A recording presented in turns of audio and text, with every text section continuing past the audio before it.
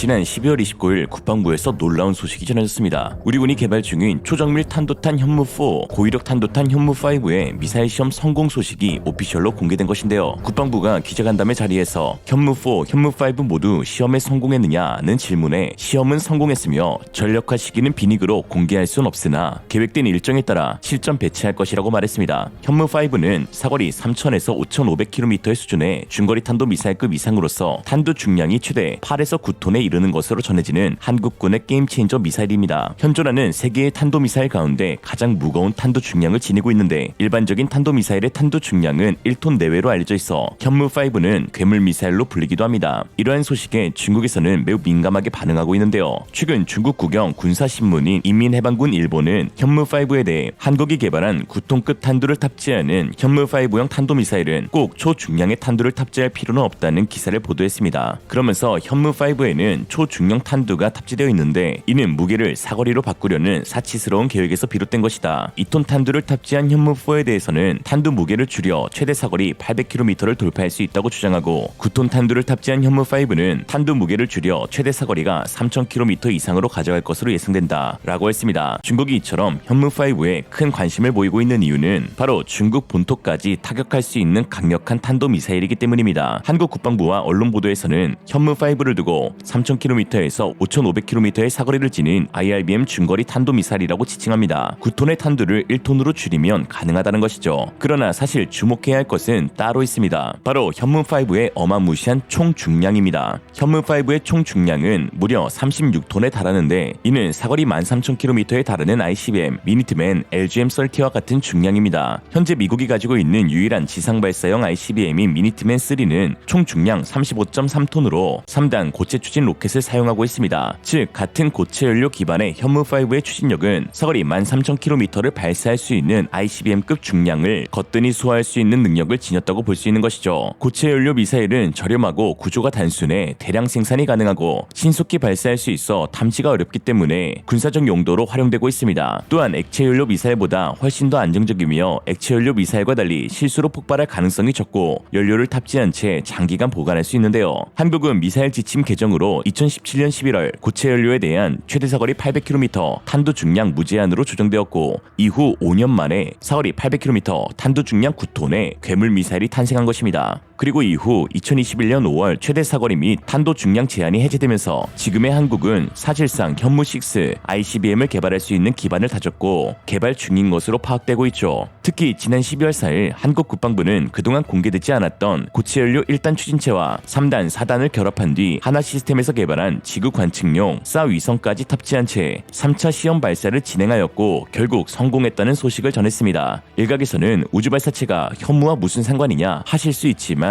사실 이러한 우주발사체는 탑재물을 지구 공전 궤도에 띄울 수 있을 정도로 사거리가 충분히 길며 여기에 재도립 기술만 더해진다면 대륙간 탄도미사일 ICBM을 개발하는 것과 다름없는 것입니다. 이로써 알 수 있는 사실은 한국은 ICBM을 개발할 수 있는 고체 연료 추진체계의 개발을 사실상 성공했다는 것입니다. 사거리가 대폭 늘어나 북한은 물론 일본과 중국도 긴장할 수밖에 없는데요. 이에 대만에서는 한국의 현무 1, 2, 3, 4, 5의 순차적인 개발은 동북아의 엄청난 억제력을 발휘할 수 있는 게임 체인저가 되고 있다라고 했습니다. 韩国的导弹大家都知道有玄武家族系列嘛，那玄武家族系列过去跟这个美国的关系，美国那时候还给他搞了一个限制，但是后来限制取消了，当初限制就是什么吨位啊等等啊，有很详细的限制。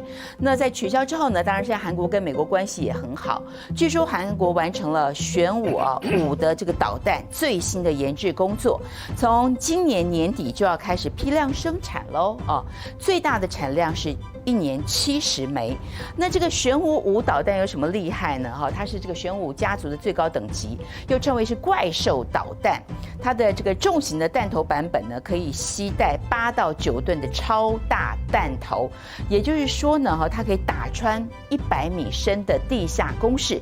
全球弹头最重的这个弹道导弹啊，两个都是这个亚洲的这个重要的国家，两个都跟这个武器相关。谢大使怎么看？对，先讲韩国。其实韩国过去美国在亚太的这个整个的防卫战略它是不准日本跟韩国发展的超过某种公里，还有它的弹头的载弹量都有限制的。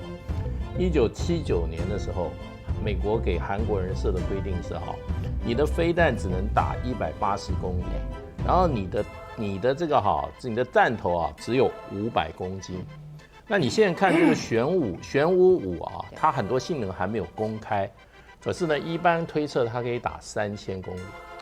然后呢，它的这个载弹呢是8到9吨，也就是8000公斤到900公斤，原来是只能500公斤，所以它的打击力度非常的大。那这个是什么时候放宽的？美国在2021年的5月对韩国放宽所有韩国发展的飞弹的，不管是射程跟这个还有载弹量的这个限制。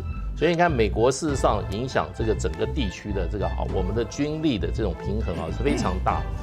那这个飞弹，我觉得我看了很多它的数据，我有一点比较怀疑的就是说他说它的最后落弹时候它的速度是10马赫，知道现在以它的速度来讲，5到10马赫的飞弹是属于超高音速的。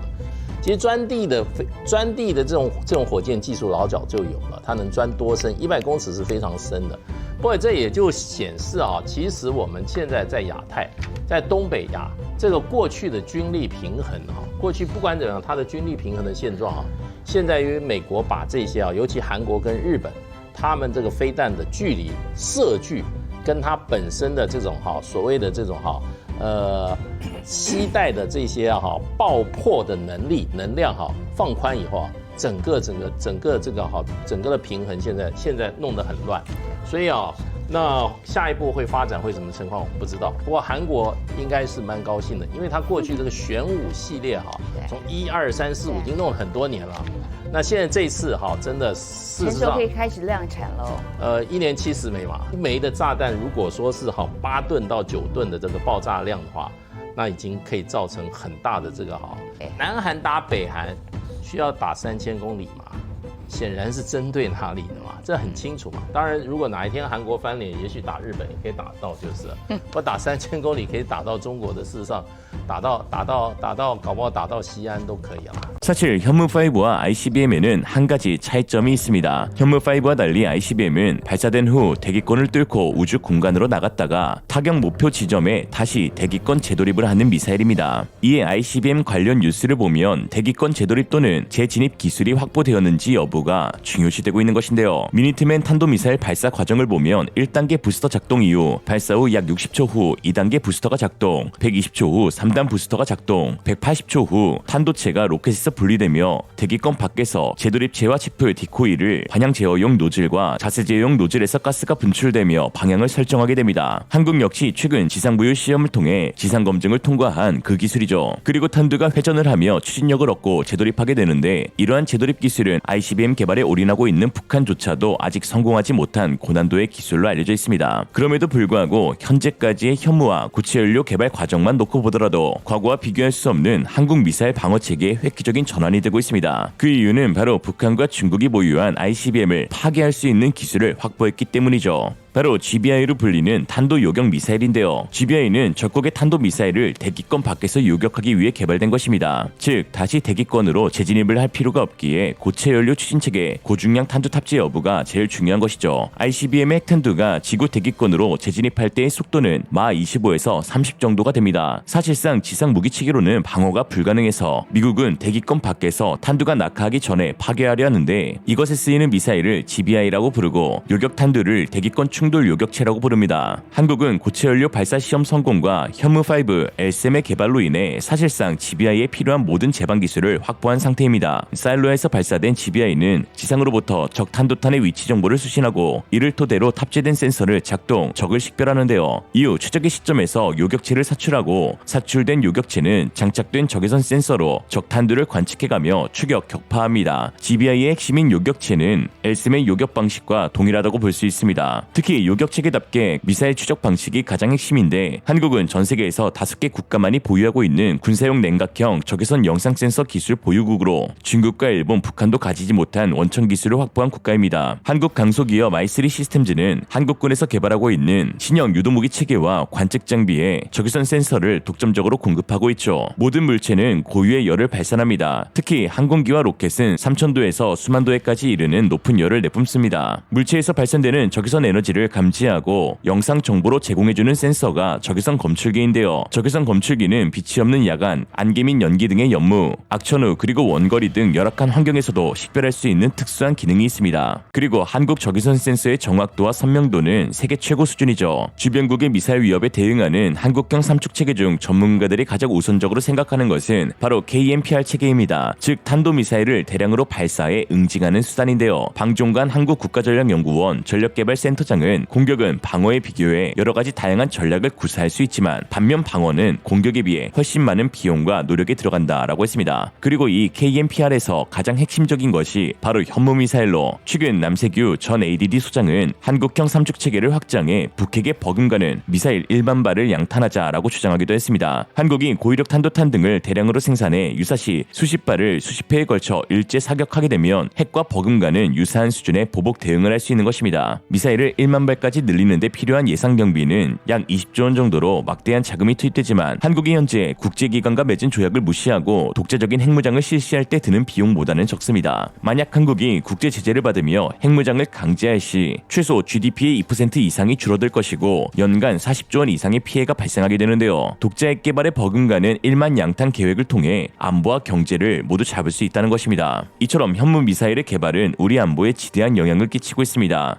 물론 북한과 중국 그리고 일본은 각기 자신들의 목소리로 현무가 가져올 동북아의 군사적 긴장감에 대해 우려를 내비치고 있습니다. 지들은 더한 것도 개발하면서 말이죠. 북중일이 비판하고 있다는 것은 잘하고 있다는 증거입니다. 현무 미사일이 개발되기까지 수많은 사람들의 피땀 눈물이 있었습니다. 지난 12월 21일 국방과학연구소에서 폭발 사고가 발생해 ADD 연구원 한 명이 숨진 슬픈 소식이 전해졌는데요. 순직한 연구원은 60대로 현무 등 주요 탄도탄 미사일 개발에 참여한 것으로 알려졌습니다. 이러한 애국자들의 숭고한 희생으로 우리 국방력과 군사 산업이 발전해왔고 또 발전해가고 있습니다. 연말 가족들과 함께 행복한 시간을 보낼 수 있는 것도 이분들의 숭고한 희생이 있어서가 아닐까 합니다. 우리 스스로를, 우리 가족을, 우리나라를 지키기 위해 공격용 무기를 우리는 더더욱 개발하고 양산해야 합니다. 오늘의 한 줄평, 최고의 공격은 최고의 방어다. 이생으로 리얼리즘이었습니다. 여러분의 생각은 어떠신가요? 현명하고 지혜로운 여러분의 의견을 지금 댓글에 남겨주세요.